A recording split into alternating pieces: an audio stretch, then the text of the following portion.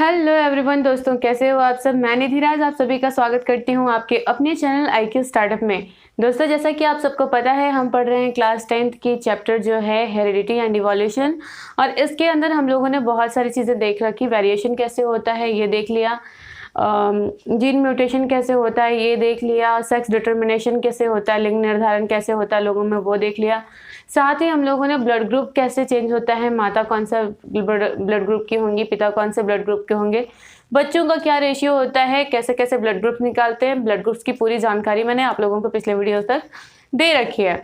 आज की क्लास में आज हम शुरू करेंगे इवोल्यूशन को। और इवोल्यूशन जो बेस्ड होता है कि किस तरीके से क्रमिक विकास जो हुआ वो किस तरीके से हुआ, क्या क्या चीज़ें आई जिसके कारण क्या हुआ कि एक जनरेशन टू दूसरे जनरेशन में कुछ चेंजेस आते गए और आज हमारे सामने दुनिया में इतने सारे स्पीसीज हैं। तो इसके कारण क्या हुए, कैसे हुई जीवन की शुरुआत, ये सारी चीज़ें हम जानेंगे आज की वीडियो में। तो चलिए स्टार्ट करते हैं आज की वीडियो। तो दोस्तों, वीडियो स्टार्ट करने से पहले मेरी आप सभी से रिक्वेस्ट है कि यदि आप हमारे चैनल पर नए हैं तो चैनल को सब्सक्राइब कर लें तथा साथ ही बेल आइकन को भी प्रेस कर लें ताकि आपको हमारी हर वीडियो की नोटिफिकेशन लगातार मिलती रहे।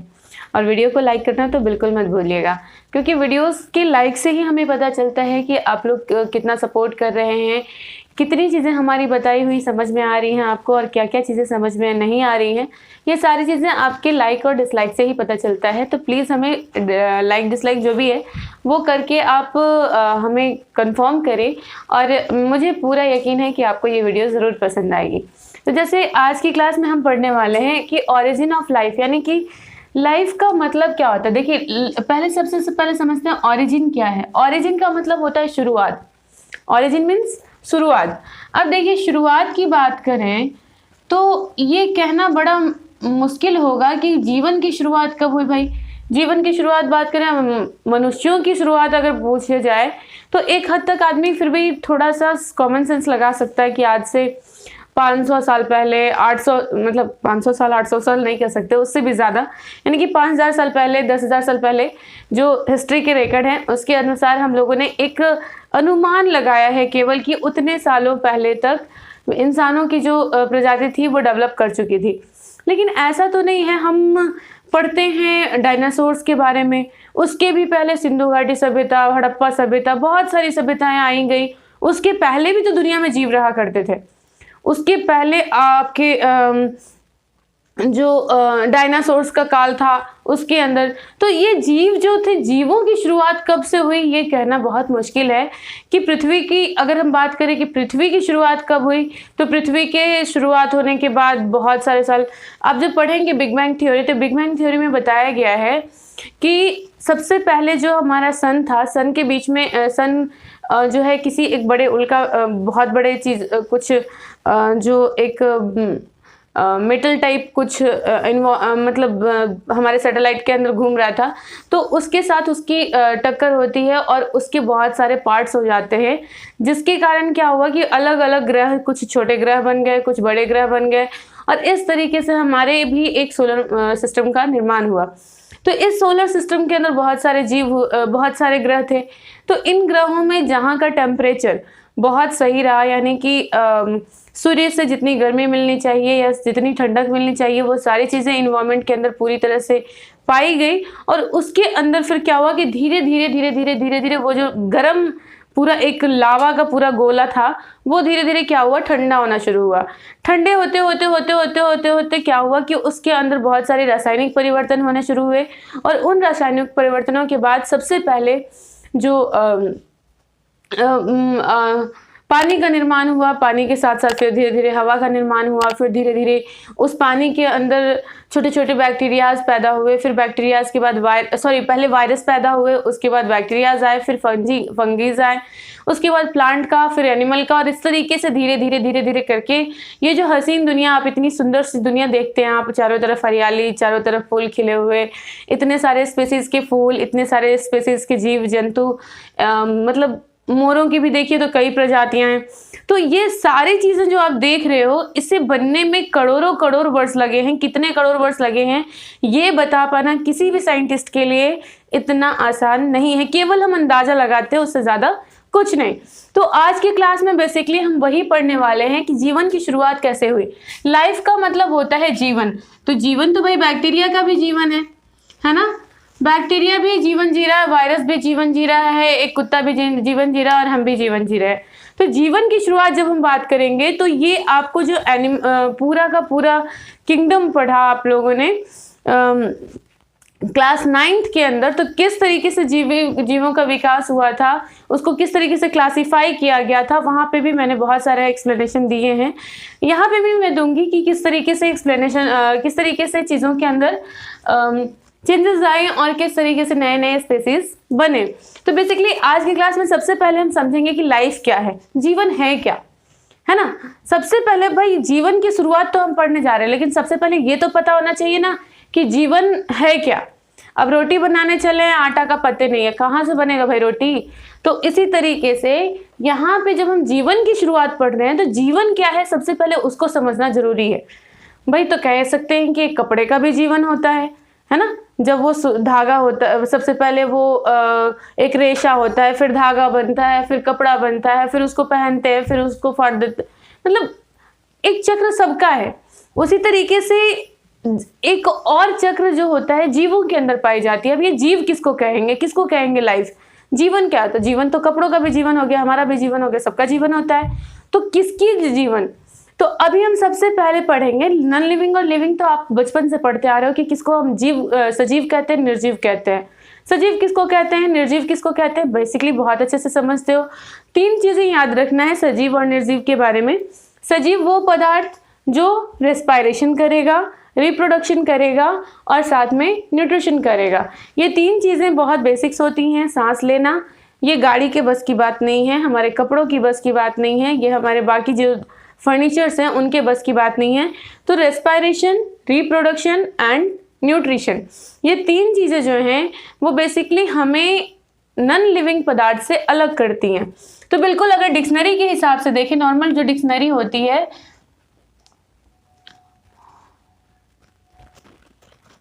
जो डिक्शनरी के हिसाब से अगर देखें कि लाइफ क्या है, तो life is a property that distinguished living being from the non living being.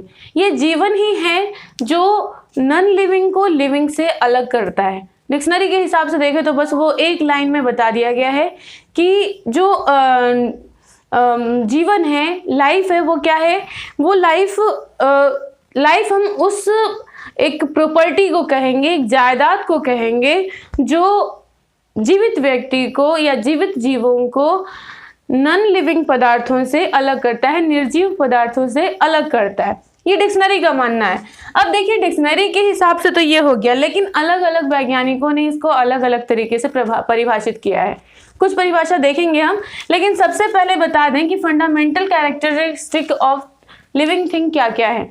कौन कौन से ऐसी चीजें हैं जो एक लिविंग थिंग के अंदर होना बहुत जरूरी है, चाहे वो बैक्टीरिया हो, चाहे वो वायरस हो, चाहे फिर वो पीपल का पेड़ हो, चाहे फिर वो बहुत ज़्यादा जो डेवलप्ड माने जाते हैं हमारे दुनिया के अंदर स्पीसीज होमो सेपियंस हो। तो इन सभी के बीच में जो सबसे ज़रूरी चीज़ें हैं, ये 7 चीज़ें ज़रूरी हैं। इन्हीं 7 चीज़ों पे बेस्ड होता है किसी भी जीव का जीवन। सबसे पहला क्या है भाई, प्रेजेंस ऑफ प्रोटोप्लाज्म। आपने जब सेल पढ़ा था तो सेल के अंदर आपको बताया गया था कि सेल के अंदर बेसिकली 2 चीज़ें होती है, एक होता है न्यूक्लियस, दूसरा होता है प्रोटोप्लाज्म, जिसको हम जीव द्रव्य भी कहते हैं। ये प्रोटोप्लाज्म 2 तरह के होते हैं। बाहरी जो भाग में है इसको हम बोलेंगे साइटोप्लाज्म, अंदर जो है उसको बोलेंगे न्यूक्लियोप्लाज्म। तो ये सारी चीज़ें आपको पता होनी चाहिए। सेल के अंदर आप जो क्लास 9th की जो पहले चैप्टर सेल जब पढ़ा होगा आपने, वहाँ पे ये चीज़ें दी गई हैं। तो सेल के अंदर जो प्रोटोप्लाज्म जो है यही जीवों को जीवन देता है। कोई भी जीव होगा उसकी बॉडी के अंदर ये प्रोटोप्लाज्म जरूर पाया जाएगा, ठीक है। जब तक ये प्रोटोप्लाज्म है तब तक व्यक्ति जीवित है, प्रोटोप्लाज्म नहीं है वह व्यक्ति या वह जीव जो है वो जीवित नहीं हो सकता। तो सबसे पहला चीज हो गया कि प्रेजेंस ऑफ प्रोटोप्लाज्म। प्रोटोप्लाज्म की हिंदी होती है जीव द्रव्य, जीव द्रव्य, क्लियर। अब दूसरा जो इसका पॉइंट है वो है सेलुलर ऑर्गेनाइजेशन। अब देखिए कोई भी जीव जो बना होगा वो किसी ना किसी सेल से बना होगा। विदाउट सेल कोई भी जीव बन ही नहीं सकता, है ना। सेल से ही जीवन की शुरुआत हुई है। से कोशिका को ही कहा गया, सेल का मतलब क्या होता है, कोशिका, ठीक है। सेल बोलिए, हिंदी में उसको कोशिका बोलते हैं। कोशिका क्या है, fundamental and structural unit of life, कार्यात्मक और रचनात्मक इकाई कहा गया है कोशिका को। कोशिका क्या है, अगर क्वेश्चन में आता है आपका कि व्हाट इज सेल, यानी कि कोशिका क्या है, तो कोशिका क्या है, जीवन की कार्यात्मक और रचनात्मक इकाई, यानी कि जितने भी हम कार्य कर रहे हैं जीवन में वो सब करेंगे किसके थ्रू, वो करेंगे सेल के थ्रू। सेल ही सब कुछ करेगा, सारा काम आपका। आपने पढ़ा होगा कि ऊर्जा गृह किसे कहते हैं, किसको कहते हैं, बताइए जल्दी, किसको कहते हैं, माइटोकॉन्ड्रिया को, है ना। तो माइटोकॉन्ड्रिया भाई कहाँ पाया जाता है, सेल के अंदर पाया जाता है। अब सेल के अंदर माइटोकॉन्ड्रिया, यानी कि हमको ऊर्जा भी मिल रही है, किससे मिल रही है, सेल से मिल रही है। तो कुछ भी होता है तो इसीलिए कहा गया कि जितने भी जीव होंगे वो किससे बने होंगे, सेलुलर सेल से बने होंगे, यानी कि उनकी बॉडी में बहुत सारे सेल मिलके आपस में काम करते हैं, तो उसकी बॉडी के अंदर सेलुलर ऑर्गेनाइजेशन पाई जाती है। जितने भी जीवन मतलब लिविंग थिंग होंगे उनके अंदर सेल जरूर मौजूद होगा, सेलुलर ऑर्गेनाइजेशन होगा ही होगा। तीसरी बात, न्यूट्रिशन। अब भाई जीवन जी लिए, मतलब जन्म ले लिए, सब कुछ हो गया, अब बच्चा को अगर दूध ना मिले तो वो कितना दिन जी सकता है, पॉसिबिलिटीज हैं क्या, नहीं है। उसी तरीके से अगर कोई भी अब आपने डॉगी ही पाल रखा है, डॉगी को खाना ही मत दो, तो क्या वो जी पाएगा, नहीं पाएगा। यानी कि जीवन जीने के लिए न्यूट्रिशन की भी बेहद अहम भूमिका होती है। जीवन है, न्यूट्रिशन है तभी। न्यूट्रिशन नहीं लोगे, खाना नहीं खा रहे हो, भोजन नहीं कर रहे हो, तो आपका जीवन पॉसिबल ही नहीं है, वो खत्म हो जाएगा। तीसरी चीज है मेटाबॉलिज्म, यानी कि हमारे बॉडी में होने वाले उपापचय, जितने भी पदार्थ है, पदार्थों का उपापचय होता है। उपापचय, मेटाबॉलिज्म का अर्थ है उपापचय। उपापचय क्या होता है, जिसके थ्रू हम अपने बॉडी में जितनी भी रासायनिक क्रियाएं हो रही हैं उनको कंट्रोल करते हैं, तो वो है मेटाबॉलिज्म। तो जो भी जीव, अगर जीव हैं तो वो सांस भी लेंगे भाई, वो रिप्रोडक्शन भी करेंगे, उसके अंदर हार्मोन्स भी आएगा, उसके अंदर एंजाइम्स भी रिलीज होंगे, ये सारी चीजें होंगी, तो इसलिए मेटाबॉलिज्म तो होगा ही होगा। कोई भी लिविंग अगर मैटर है, लिविंग पदार्थ है, तो उसके अंदर मेटाबॉलिज्म की क्रिया जो है होगी ही होगी। उसी तरीके से उसमें ग्रोथ भी होगा। तीसरी चीज, सॉरी मैंने वहां पे 3 चीज बताई थी, एक और चीज याद उसमें ऐड कर लीजिए कि जो भी जीव होगा अगर वो सजीव है तो उसके अंदर ग्रोथ एंड डेवलपमेंट होना ही होना है। ग्रोथ मतलब आप एक प्लांट को ले लो, आप छोटा सा नन्हा सा पौधा लेके आते हो तो क्या वो बड़ा नहीं होता, होता है ना। पहले उसको लगाते हो, पानी देते हो, तो वो धीरे धीरे क्या होता है, बड़ा होना शुरू होता है। बिल्कुल उसी तरीके से जीवों के अंदर भी होता है, हमारे बच्चे भी छोटे होते हैं, फिर धीरे धीरे धीरे धीरे बड़े होते हैं। तो इसी तरीके से कोई भी अगर वो जीव है तो उसके अंदर ग्रोथ होना निश्चित है, वो ग्रोथ होगा ही होगा। उसके बाद बात आई रिप्रोडक्शन की। अब देखिए, ये जीवों का एक बहुत ही जरूरी एक क्या बोलेंगे, एक सिस्टम है ना। रिप्रोडक्शन एक बहुत ज़रूरी चीज़ है। क्यों है भाई, अगर रिप्रोडक्शन नहीं हो तब क्या होगा, रिप्रोडक्शन नहीं होगा तो एक जीव तो जन्म लिया, अभी मान लीजिए, छोड़िए सब कुछ, छोड़ दीजिए, सब कुछ भूल जाइए भाई, रिप्रोडक्शन क्या है, नहीं है, क्यों ज़रूरी है, कुछ नहीं। सिंपल नहीं समझते हैं कि आज अभी इसी वक्त से अगर सारे लोग सोच ले कि भाई हमको अपना बच्चा पैदा नहीं करना है, आज अभी इसी वक्त से ये सोच लिया जाए कि हमें बच्चा पैदा नहीं करना है, दुनिया के हर व्यक्ति ने यही सोच लिया, क्या होगा, आगे आने वाले 70 साल 80 साल इसके बाद दुनिया में एक भी मानव नजर नहीं आएगा। क्यों? क्योंकि हमने अभी तक 25 साल जो भी है, मतलब 24 ईयर्स अपने तो बिता दिए, अब हमारे जीवन और कितनी बची है, मैक्सिमम जिएंगे तो 70 साल तक, लेकिन आज से 70 साल तक नहीं, अभी से भाई 25 साल उसमें काट लीजिए, है कि नहीं। आज जो बच्चे जन्म लिए वो 70 से 80 साल तक जाएंगे, लेकिन उसके बाद क्या होगा, उसके बाद तो भाई कसम खा रखी है लोगों ने कि अब हम रिप्रोडक्शन करेंगे ही नहीं। तो आने वाले मात्र 70 से 80 साल, मतलब एक शतक भी नहीं, और लोगों का पूरा होमो सेपियंस एक जो प्रजाति है वो बिल्कुल इस दुनिया से समाप्त हो जाएगी। तो रिप्रोडक्शन जरूरी है। क्यों जरूरी है? अपने जैसे जीवों को इस दुनिया में बनाए रखने के लिए। तो जीव जो भी होंगे वो भाई रिप्रोडक्शन करेंगे ही, क्योंकि हर जीव का ये नेचर है कि वो अपनी वंश को, अपने स्पेसीज को खत्म नहीं होने देना चाहता, इसीलिए वो रिप्रोडक्शन करता ही करता है। ज़रूरी है ये हमारे इन्वायरमेंट को सही तरीके से चलाने के लिए, नहीं तो पता चला कि धरती जो है मानव विहीन हो जाएगी, है ना। या अगर किसी भी तरीके से चीज़ों को अगर बैरियर कर दिया गया तो क्या हो जाएंगी, सारी चीज़ें खत्म हो जाएंगी। तो इसलिए रिप्रोडक्शन बेहद ज़रूरी है। अगला है रिस्पॉन्सेज ऑफ टू इन्वायरमेंट। अब जीवन किसी का भी हो, चाहे एक दीमक का ही क्यों ना हो, इन्वायरमेंट के लिए वो कुछ ना कुछ सही काम कर रहा होता है। आप जानते हैं कि डिकम्पोजर्स जो हमारे दुनिया के अंदर हैं, डिकम्पोजर्स किसको कहते हैं, अपघटक जिसको बोलते हैं हम हिंदी में। डिकम्पोजर्स यानी अपघटक। अब ये डिकम्पोजर्स जो हैं उनका काम क्या है भाई, बहुत छोटे होते हैं ये, इतने छोटे कि मतलब उसको पैरों तले रौंदा जा सकता है दुनिया के लिए। तो मतलब हमें ये ऐसा लगता है, बहुत सारे लोगों को लगता होगा कि दीमक का कोई काम नहीं है, क्या भगवान क्यों बनाया उसको। लेकिन अगर दीमक ना होते तब क्या होता, उसकी अपनी रिस्पॉन्सिबिलिटी है इन्वायरमेंट के अंदर।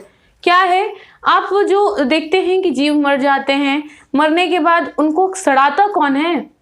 आप सब्जियां जो तो आपके घर के अंदर खराब हो जाती हैं, उसको आप फेंक देते हो, कुछ दिनों बाद उसमें से बदबू आनी शुरू हो जाती है। वो बदबू के बाद धीरे धीरे वो सड़ के मिट्टी बन जाता है। इसको मिट्टी बनाता कौन है, ये डिकम्पोजर्स ही तो काम कर रहे हैं यहाँ पे।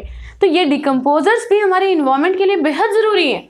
अगर इन डिकम्पोजर्स को ही ख़त्म कर दिया जाए तो पता चला कि पूरी धरती जो है ना सड़े गए, मतलब जितने भी मरे गले चीज़ें हैं उनसे भर जाएंगी। तो इन्वायरमेंट के अंदर हर एक चींटी हो या हाथी हो, उसका अपना अपना रोल है, चाहे वो कोई भी जीव हो। मनुष्यों का भी अपना रोल है, लेकिन आज जो है ना मनुष्य जो हैं वो सारे जीवों पर भारी पड़ रहे हैं। इसीलिए प्रकृति अपना रूप कभी कभी दिखाती है। भाई सिंपली सी बात है, सिंपल प्रकृति का यही कहना है, इन्वायरमेंट का यही कहना है, हमारे नेचर का यही कहना है कि तुम खुद संभल जाओ, अगर नहीं संभलोगे तो भाई हम तुम्हें संभाल लेंगे।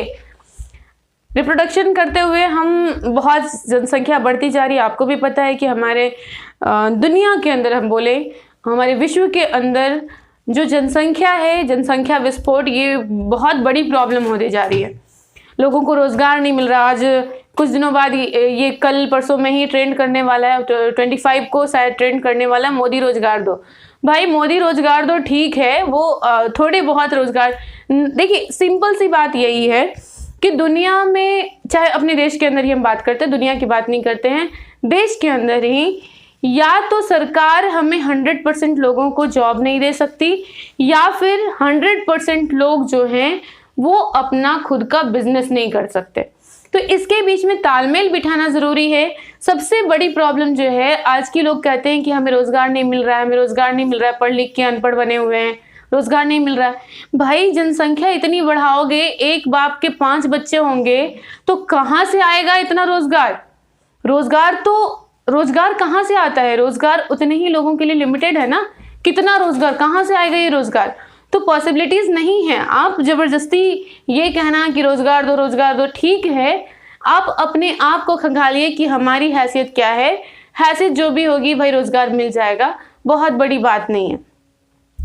खैर ये सब अलग चीज़ें हैं, रोज़गार अपनी जगह है। बहुत सारी वैकेंसीज के अंदर भी बहुत सारा करप्शन हो रहा है, मानती हूँ मैं, लेकिन 100% हम गवर्नमेंट पे डिपेंड होके नहीं रह सकते कि भाई हमको जॉब मिल ही जाएगा। 100% हम बिल्कुल भरोसा ना करके भी नहीं रह सकते, क्योंकि हमारे अंदर अगर उस तरह का काम करने का, गवर्नमेंट की जॉब के सेक्टर में काम करने का टैलेंट है तो भाई क्यों नहीं करेंगे। लेकिन अब ऐसा नहीं कि हम 100% उसी के भरोसे बैठ जाएं। बहुत सारी और भी चीज़ें हैं जो हम करके अपना जीवन यापन कर सकते हैं, सुखी तरीके से रह सकते हैं, करना चाहिए इंसान को। तो वो सारी चीज़ें हैं। खैर तो रिस्पॉन्सेज ऑफ इन्वायरमेंट, तो ये यानी कि हर जीव का अपना अपना एक रिस्पॉन्सिबिलिटी होता है, किसके प्रति, इन्वायरमेंट के प्रति। तो ये सारे जीवन की कुछ फंडामेंटल जो आपके कैरेक्टर्स थे, किस तरीके से हम कह सकते हैं कि कोई जीव जो है उसका जीवन ज़रूरी है। तो इस तरीके से आज हमने देखा कि जीवन के लिए फंडामेंटल ज़रूरत क्या क्या है। अब इसके बाद हम पढ़ेंगे कि आखिर जीवन की शुरुआत कैसे हुई ये। तो देखिए सबसे पहले जीवन की शुरुआत, इसमें हम बहुत ज़्यादा लेक्चर नहीं देंगे, हर जगह आपको केमिस्ट्री के अंदर, फिजिक्स के अंदर नहीं, केमिस्ट्री के अंदर भी पढ़ने मिलता है, ज्योग्राफी के अंदर भी पढ़ने मिलता है कि जीवन की शुरुआत कैसे हुई है ना। तो सारे सब्जेक्ट में अपने अपने जो साइंटिस्ट हैं उनके अपने लॉजिक्स है। लेकिन जब बात करें अगर बायो की, तो बायो के अंदर कहा गया कि सबसे पहले जो जीवन की शुरुआत की गई थी वो देखा गया था किसके अंदर। आपने रॉबर्ट हुक के बारे में पढ़ा है। रॉबर्ट हुक जो हैं उन्होंने सेल की खोज की थी। रॉबर्ट हुक का काम क्या किया था? सेल की खोज की थी। और इसी सेलुलर जो उन्होंने सेल की खोज करने के बाद उन्होंने कहा कि यही वो जीवन की इकाई है जहां से दुनिया की शुरुआत हुई। अब ये सेल को दो भागों में बांटा गया था, एनिमल सेल और प्लांट सेल। तो प्लांट्स के अंदर कुछ अलग तरह के सेल देखे गए और एनिमल्स के अंदर कुछ अलग तरह के सेल देखे गए। लेकिन भाई न्यूक्लियस तो दोनों में प्रेजेंट था, प्रोटोप्लाज्म दोनों जगह प्रेजेंट था, माइटोकॉन्ड्रिया दोनों जगह प्रेजेंट था। तो यानी कि बहुत सारी इसके अंदर जो स्ट्रक्चर्स थी वो एक जैसी थी। तो यहीं से स्टार्ट हुआ कि भाई दुनिया का हर जीव जो है ना किसी सेल से मिलके बना हुआ है। जो पहली बैक्टीरिया देखी गई, बहुत माइक्रोस्कोप जब बना, माइक्रोस्कोप जब बन के तैयार हुआ, तो उस माइक्रोस्कोप में जब पहली बार बैक्टीरियाज को देखा गया तो उसके स्ट्रक्चर भी किसी ना किसी सेल की तरह ही मिलते जुलते मिल रहे। उसके अंदर भी न्यूक्लियस प्रेजेंट था, उसके अंदर भी जो बाकी चीज़ें होती हैं यानी कि साइटोप्लाज्म था, न्यूक्लियोप्लाज्म था, ये सारी चीज़ें जो थी उनके अंदर भी प्रेजेंट थी। तो इसी तरीके से कहा गया कि जीवन की शुरुआत जो है कहाँ से हुई है? इसी कोशिका से हुई है, वो बैक्टीरिया से हुई है। इसके बाद बहुत सालों बाद वायरस का खोज हुआ और वायरस के बारे में बताया गया कि हर वायरस के अंदर जो होता है ना, ये सुसुप्ता अवस्था में सबसे पहले तो भाई कार्बनिक पदार्थ था, केवल कार्बन दुनिया में प्रेजेंट थे और जीवन की कोई नामो निशान नहीं थी। लेकिन हुआ क्या कि उस कार्बनिक पदार्थों में कुछ रासायनिक चेंजेस आए और केमिकल चेंजेस आने के बाद क्या हुआ कि कुछ ऐसे जीव बने जो ना ही सजीव थे ना ही निर्जीव थे, जिसको वायरस कहा गया, है ना। उनको क्या कहा गया? वायरस। अब ये वायरस जो थे वो केवल डीएनए प्रोटीन के एक कवच से मिलके बना हुआ था, उसके अंदर और कुछ नहीं था। ये कभी जिंदा रूप में रहता है, जैसे ही उसको होस्ट बॉडी मिलता है तो वो जिंदा हो जाता है, जैसे ही उस होस्ट बॉडी के बाहर है तो वो मरा हुआ टाइप है, मतलब उसको पता ही नहीं है कि उसको काम कैसे करना है ना। तो ये वायरस ना ही जीवित है ना ही मृत है, तो इसको न लिविंग थिंग के अंदर रखा गया न नॉन लिविंग थिंग के अंदर रखा गया। और इसी वायरस से फिर बैक्टीरिया का निर्माण, फिर फंगीज का निर्माण, एल्गीज का निर्माण, प्लांट्स का निर्माण, एनिमल्स का निर्माण, और एनिमल्स में भी बहुत छोटे से लेके बहुत बड़े जीवों तक का निर्माण हुआ। और इसमें जो सबसे बड़ा रोल निभाया वो है वेरिएशन। वेरिएशन के अंदर मैंने आप लोगों को ऑलरेडी बता रखा है कि वेरिएशन कैसे होता है।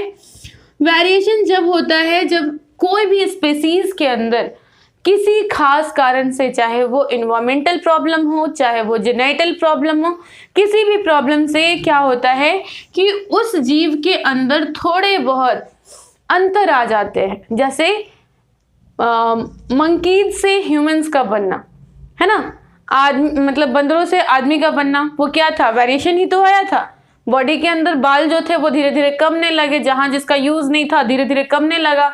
इसमें हम डार्विन का थ्योरी भी पढ़ेंगे आगे, धीरे धीरे सब कुछ जानेंगे।